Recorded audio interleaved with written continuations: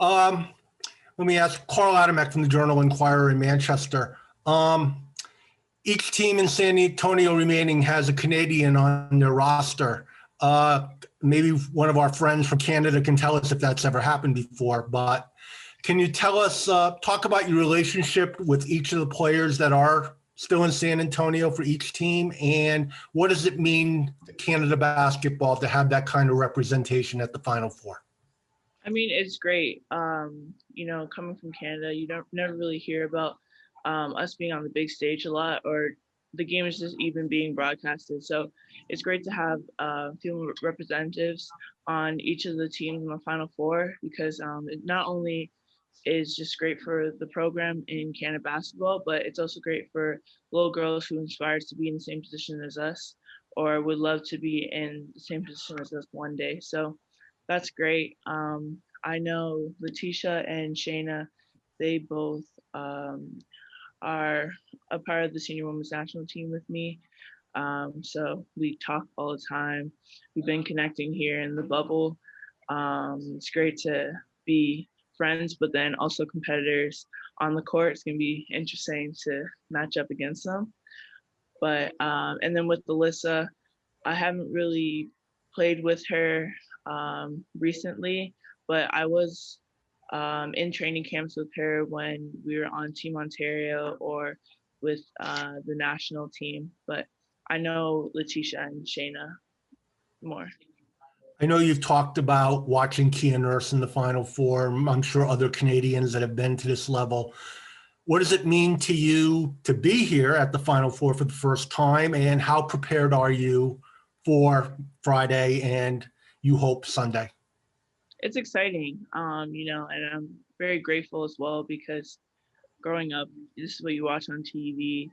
You're all about the hype, filling out your bracket, and to actually be in the moment, it's just amazing. And going into the game tomorrow, just for me to just rise to the occasion and to perform so we can be successful. But I think as a team, we've been through a lot this season. It's been a long season in itself with the pandemic and a lot of other things happening, but we've reached this point and we're not done yet. Thank you. Nice to meet you, Aaliyah. Finally, I know Kia and I have been talking about you all throughout the year. To that point, I was talking to Letitia yesterday. She says she has been texting with you back and forth. What's that kind of balance between being national team teammates and trash talking look like? Because obviously you've got a game tomorrow, right? But you could be facing Letitia in the final. Right. I mean, as competitors, like, we joke around saying, I'm gonna block you, or I'm gonna lock up on you. You're not getting any buckets on me. But in a sense, it's more of a friendly text message. But we're really just friends first. But once we bring that competitiveness to the court, then we're not friends. We don't know each other. We're just battling for a title. So just us being on the senior women's national team together and us being young athletes, we have a lot of similarities. So just looking out for one another, really. I asked Letitia this yesterday. What's your message to a young Aaliyah Edwards who might be in Scarborough or Kingston or Halifax or North Battleford, Saskatchewan, or anywhere, who sees 4 Canadian women in the Final Four, sees Andrew Nemhart with Gonzaga, right? Knowing that this is kind of like that next generation of Canadian talent that keeps building. What would your message be to someone like that? Because they're looking up to you now. I would say that my message to, like, my younger self would just be continue grinding. I know you're making a lot of sacrifices right now, maybe not hanging out with friends or staying extra 10 minutes in the gym to put your work in, or even handing an assignment early in the morning so you can get to your individual workout. I would say just keep grinding. It pays off in the end. In the moment, you might not see where you will be in the future, but just to keep sacrificing, keep your inner circle, and keep grinding. You've gone through a lot in this tournament, from starting, and then obviously I know you're young, you're on social media. how did you take, and maybe how did you kind of interact with Coach Oriema about the photos of that last play that some people thought was a foul? And you're young, you're on a big stage, you're kind of taking that in. Your coach is obviously during the press conference is saying, "Listen, there were fouls that should have been called earlier on. That doesn't mean anything to me." But behind closed doors, to kind of reassure you, because you're on this big stage, you're contributing to your team. Does he say anything to you to help you deal with that when you probably got a lot of you're on social media and it's coming at you from every direction? Yeah, for sure. But in terms of social media, I've gotten positive support, especially from Canada. A lot of people reaching out to me, but it's more positive than any negative. In terms of the handling that pressure, yeah, I think coach and the rest of the coaching staff have done well, just making sure that just to cancel out that excess noise and just to focus on what we really came here to do. So my mindset's not really on the media, but more on what our goals are to be successful. And finally, for me, what has the experience been like? I mean, you're the you win awards in the regular season, but then you get in a starting role. You watch the ESPN broadcast; they're constantly praising you for what you're doing. And I know Coach Oriema's reputation, that's not always going to be the case. But how have you mentally approached this? How have you interacted with Paige, knowing your relationship with her? 2 freshmen this season, carrying that UConn brand now into a Final Four with the expectation that you should go further because of the program. How have you, what strategies have you been using to kind of deal with that? I think just mentally making sure that I'm there. Physically you can match up with anybody, but the mind plays a great role on your body and how you perform. So I think just staying in it. In terms of the tournament, rising to the occasion, I'm put into the starting position. We're a man down who's a great defender on the perimeter and a great facilitator on offense. So just making sure that I stay aggressive and stay with that competitive drive to contribute both offensively and defensively.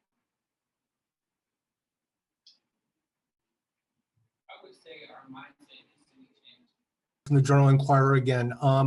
One of your grad assistants, TT Starks, played at Arizona. Any trash talking going on between them? And have you consulted her, give her a little advice of what it's like to face some of those players that you'll see tomorrow night? I mean, a bit of trash talk, but it's more friendly than anything.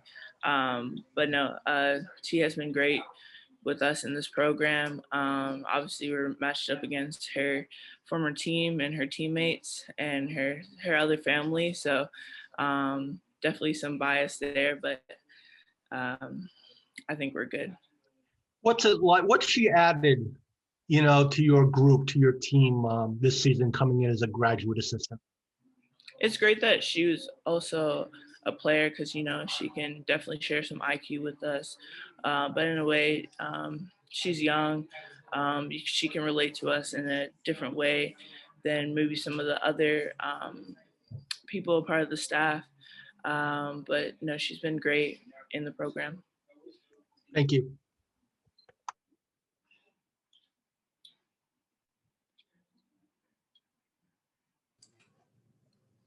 Aaliyah, Raphael Gilmet with Radio Canada in Toronto. I don't know if you've been asked this already, but I joined late. I was wondering, there are 4 Canadians with the 4 finalists this year. Can you speak a bit to the significance of that to you, if it bears any? And have you chatted with any of those girls you're going to face, Shayna, in the semifinals? And I'm sure you've had your fair share of games with her already. Yeah, it's very exciting, and it's also very important that we keep recognizing the 4 Canadians, a part of the Final Four teams.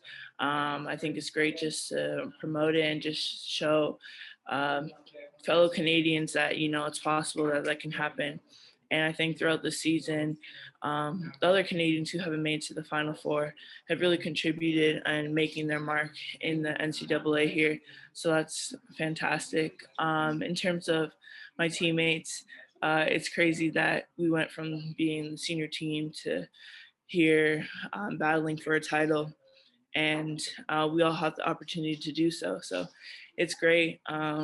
We obviously joke around like about how we're going to play against each other in the game, but it's more just friendly talking, friendly trash talking. But it's great to have fellow Canadians here. When you were growing up, did you have any role models of the sort? I'm sure Kia Nurse is probably one of those, but when you were even younger, were there any role models that were Canadian that you saw in the NCAA or elsewhere? I would say it was mostly just Kia Nurse, just because being in Canada, we don't get a lot of the games. So the few games that were broadcasted would be of UConn. So just seeing her going from being in Team Ontario to basketball, and then in NCAA, and right now in the WNBA, I'm kind of following the same footsteps, and hopefully to be achieving things that she achieved and more. Well, speaking of which, she's, if I'm not mistaken, the last Canadian woman to win the national championship in the NCAA. You could follow her there. Is that would that be a check on the list for you? Of course. So we came here to do this, what we're trying to finish. Thank you. Aaliyah, it's Ian here. Yeah, I can hear you.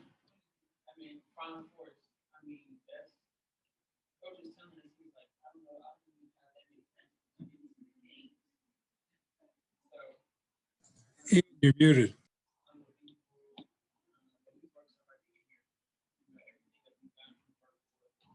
Before. I know, obviously, your connection to your brother and Kobe and the Braids. What's that kind of been like, your own personal motivation through all of this? I mean, those who know your story know your kind of connection to the game on a deeper, more personal level. How has that kind of inspired you, especially as you've gone through the tournament and, continue to raise your level?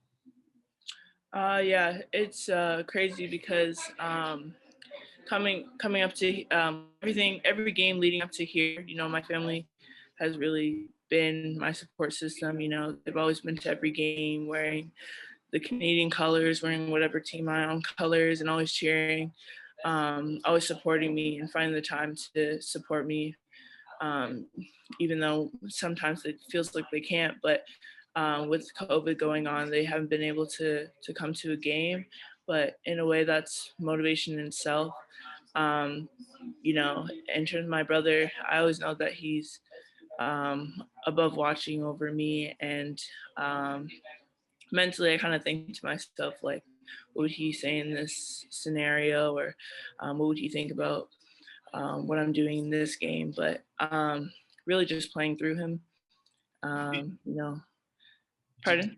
Do you sometimes think about what his reaction might be if he were to know that on ESPN they're running highlight packs of you and the analysts are praising you for what you're doing, your game on both ends of the floor, that someone you looked up to, Kia Nurse, is on national Canadian television praising you all the time? Like, what do you think that your brother would think?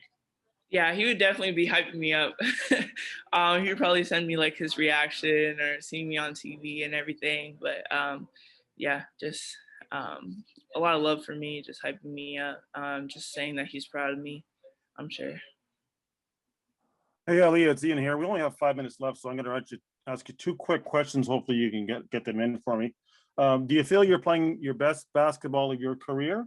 And what can you say about the block you and Olivia did on Baylor's Deona Carrington the other day? Got a lot of controversy there.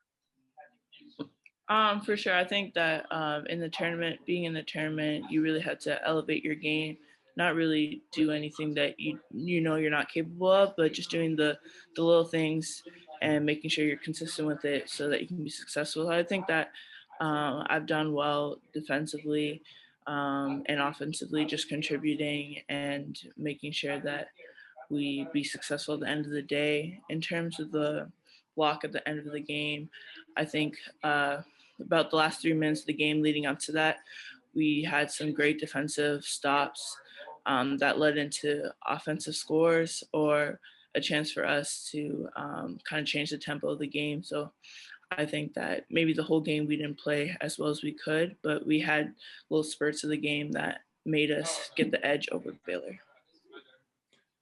And sorry, one more quick one, if you can indulge the hometown reporter. Have you heard from family and friends in Kingston, and what are they telling you? Oh, for sure. I've heard from lots of people from Canada, just checking in, saying that they're proud of me, excited for me, and that they're always watching. So a lot of love. Thanks. Good luck, Aaliyah. Thank you. Aaliyah, which game was more physical, the South Carolina game or Monday? I think that the Monday game was physical, but it also was more competitive just because, you know, we're playing for the Final Four position. Mm-hmm. So I feel like the stakes were higher, and that a lot of people, not only us on UConn, but people on Baylor rose to the occasion. So that made it more physical than it was. All right, while you're doing this Zoom call, what are the other kids doing? Is there a vicious game of Uno going on? That's the tradition for UConn in the locker room, you know. That's we save Uno for COVID testing. So right now we're just getting ready for practice. And how good are you at Uno? Who's the kings? Who's the queen so far of Uno? Kristen won last time. So I think I won a couple games, but it's very competitive. All right. Hey, have fun tomorrow night. You're all playing Thank basketball tomorrow night, so go get them. Thank you. Aaliyah, it's Ian with the UConn blog. Speaking of games, Evina was talking about how they set up a game room for the players. Can you just talk about that? Yeah, yesterday was the first time we went in there, and we're just kind of checking it out for about 10 minutes. And as soon as we stepped in there, everybody was either playing like table tennis, air hockey, foosball, PS4, and then we were just screaming, have a great time, kind of bringing out the competitive drive in everyone. So we always have a good time when we're together off the court, and we try to bring that same energy onto the court. Is it nice to have that just little escape? I know you guys went to the zoo too. Yeah, for sure, because we've been kind of locked up on like a routine and a strict schedule. So for us to kind of get out and just be ourselves and just kind of breathe a little bit, it was great. And also to go to the zoo and see the animals, I think it was just a good indicator, just appreciate life. And yeah. Thank you. Well, so Leah, one more quick one. What do you have to do to help your team win the next two games, two of the biggest games of your career, I would assume? You said, sorry, what do I have to do? Yeah, what do you have to do to help your team win the next two games? I think just continuing to do what I have been doing, just contributing both offensively and defensively, being versatile in guarding both the post and the perimeter. Offensively, just being an impact down low, and also when I get the opportunity, setting screens, being a presence in the high posts, but overall just doing the same things I've been doing, not letting my guard down.